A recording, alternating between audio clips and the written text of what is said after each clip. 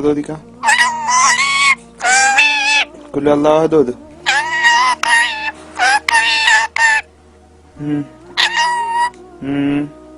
Hello അസ്സലാമു അലൈക്കും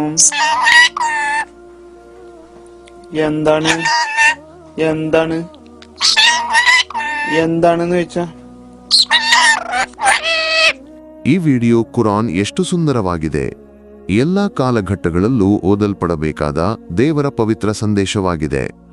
ನಬಿ ಮುಹಮ್ಮದ್ ಮೂಲಕ ಮಾನವರಿಗೆ ಲಭಿಸಿದ ಈ ವಚನಗಳು ಇಂದಿಗೂ ಅದೇ ರೀತಿಯಾಗಿ ಬದಲಾವಣೆಯಿಲ್ಲದೆ ಉಳಿದಿವೆ. ವಿಶ್ವದ ಪಾಲಕನಾದ ಅಲ್ಲಾಹನ ಪವಿತ್ರ ಗ್ರಂಥವಾದ ಕುರ್ಆನ್ ವೈಯಕ್ತಿಕ ಜೀವನದಲ್ಲೂ ಮತ್ತು ಸಾಮಾಜಿಕ ಜೀವನದಲ್ಲೂ ದೊಡ್ಡ ಪ್ರಭಾವವನ್ನು ಬೀರುತ್ತದೆ. ನೈತಿಕ ಚೈತನ್ಯವುಳ್ಳ ಸಮಾಜವನ್ನು ರೂಪಿಸುವಲ್ಲಿ ಪವಿತ್ರ ಕುರಾನ್ನಲ್ಲಿ ಅನೇಕ ಉಪದೇಶಗಳನ್ನು ನಾವು ಕಾಣಬಹುದು. ಹಿಂದಿನ ಇತಿಹಾಸಗಳು ಮತ್ತು ಅದರಿಂದ ಲಭಿಸುವ ಪಾಠಗಳು ವಿಶ್ವವು ಎದುರಿಸಬೇಕಾದ ಸವಾಲುಗಳನ್ನು ಪವಿತ್ರ ಕುರಾನ್ ಸ್ಪಷ್ಟವಾಗಿ ಉಲ್ಲೇಖಿಸುತ್ತದೆ. ಈ ರೀತಿಯಾಗಿ ವಿಶ್ವದ ಸೃಷ್ಟಿಯಿಂದ ಹಿಡಿದು ಅಂತ್ಯದವರೆಗೆ ಎಲ್ಲ ವಿಷಯಗಳನ್ನು ನಮಗೆ ವಿವರಿಸುವ ಮತ್ತೊಂದು ಗ್ರಂಥವನ್ನು ನಾವು ಕಾಣಬಹುದೇ? ಹೌದು, ಕುರ್ಆನ್ ಅನ್ನು ಯಥಾವತ್ತಾಗಿ ಅರ್ಥಮಾಡಿಕೊಂಡವನಿಗೆ ಅಲ್ಲಾಹನನ್ನು ಅರ್ಥಮಾಡಿಕೊಳ್ಳಲು ಸಾಧ್ಯವೆಂಬುದು ಖಚಿತ.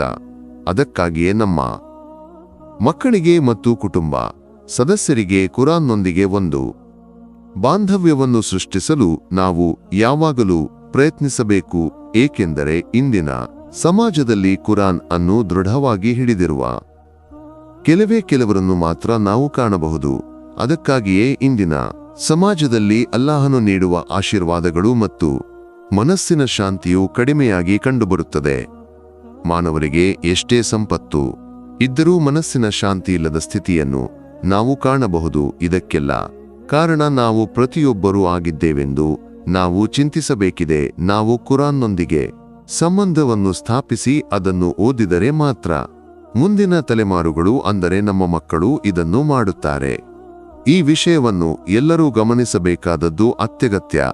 ವಿಶ್ವದ ಪಾಲಕನಾದ ಅಲ್ಲಾಹನು ನಮಗೆ ನೀಡಿದ ಅತ್ಯಂತ ದೊಡ್ಡ ಆಶೀರ್ವಾದವೆಂದರೆ ಪವಿತ್ರ ಕುರಾನ್. ಎಲ್ಲಾ ರೀತಿಯ ರೋಗಗಳಿಗೂ ಔಷಧವಾಗಿ ನಿಲ್ಲುವುದು ಪವಿತ್ರ ಕುರಾನ್. ಪವಿತ್ರ ಕುರಾನ್ನಲ್ಲಿ ಅಲ್ಲಾಹನು ಇದನ್ನು ಅತ್ಯಂತ ಸ್ಪಷ್ಟವಾಗಿ ಉಲ್ಲೇಖಿಸಿದ್ದಾನೆ. ಆದ್ದರಿಂದ ನಿಜವಾದ ನಂಬಿಕೆಯುಳ್ಳವರಿಗೆ ಇದರ ಬಗ್ಗೆ ಯಾವುದೇ ಸಂಶಯವಿಲ್ಲ. ಪವಿತ್ರ ಕುರಾನನ್ನು ಪ್ರತಿದಿನ ಓದುವುದು ನಮ್ಮ ದೈಹಿಕ ಮತ್ತು ಮಾನಸಿಕ ಎಲ್ಲ ನೋವುಗಳಿಗೆ ಪರಿಹಾರವಾಗಿದೆ.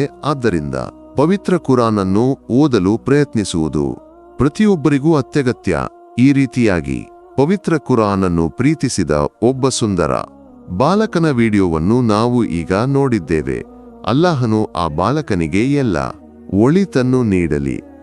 ಆಮೀನ್.